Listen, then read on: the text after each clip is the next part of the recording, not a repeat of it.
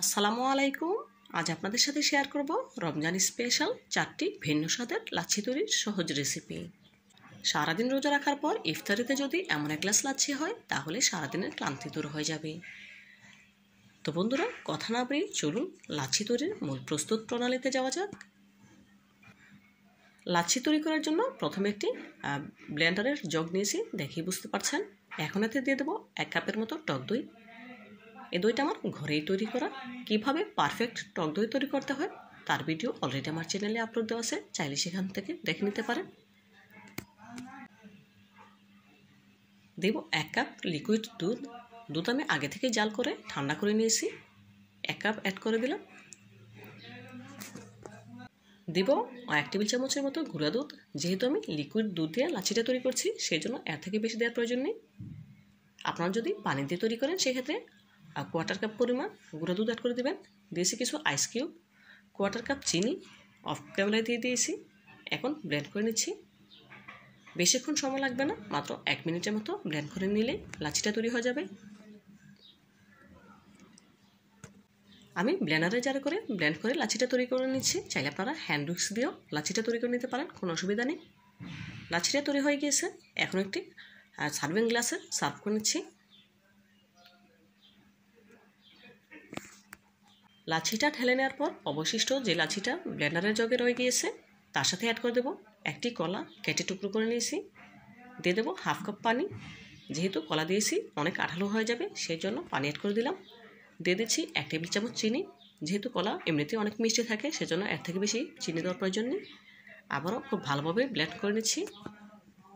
খুব ভালোভাবে ব্লেন্ড করে নিতে হবে, যেহেতু কলা দিয়েছি, যাতে কোনো দানাদার অংশ না থাকে সেদিকে খেয়াল রেখে ব্লেন্ড করে নিতে হবে।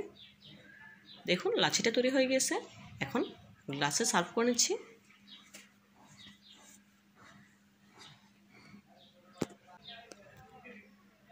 এখন বাকি লাচ্ছিটা তৈরি করে নেব। ব্লেন্ডারের জগে নিয়েছি 1 কাপের মতো টক দই। তার সাথে অ্যাড করে দেব 1 কাপ লিকুইড দুধ। যেহেতু টক দই দিয়ে লাচ্ছিটা তৈরি করছি, সেজন্য এর সাথে অ্যাড করে দেব 1/4 কাপ পরিমাণ চিনি, 1 টেবিল চামচ গুঁড়া দুধ, কিছু আইস কিউব। আবারও ব্লেন্ড করে লাচ্ছিটা তৈরি করে নিচ্ছি। লাচ্ছি তৈরি করা একদম সহজ, চাইলে যে কেউ এভাবে করে লাচ্ছি তৈরি করে নিতে পারেন।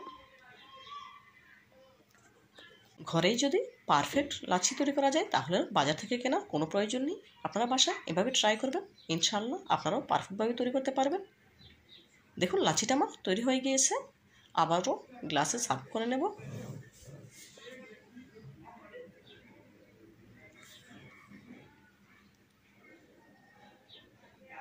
দেখুন সার্ভিং গ্লাসে সার্ভ করে নিচ্ছি। উপর থেকে দিয়ে দেবো কিছুটা পরিমাণে রুহ আফজা। কীভাবে পারফেক্ট রুহ আফজা তৈরি করা হয় তার রেসিপি অলরেডি আমার চ্যানেলে আপলোড দেওয়া আছে, চাইলে সেখান থেকে দেখে নিতে পারেন। এখন চামচের সাহায্যে নেড়ে খুব ভালোভাবে মিশিয়ে নিচ্ছি, দেখেই বুঝতে পারছেন।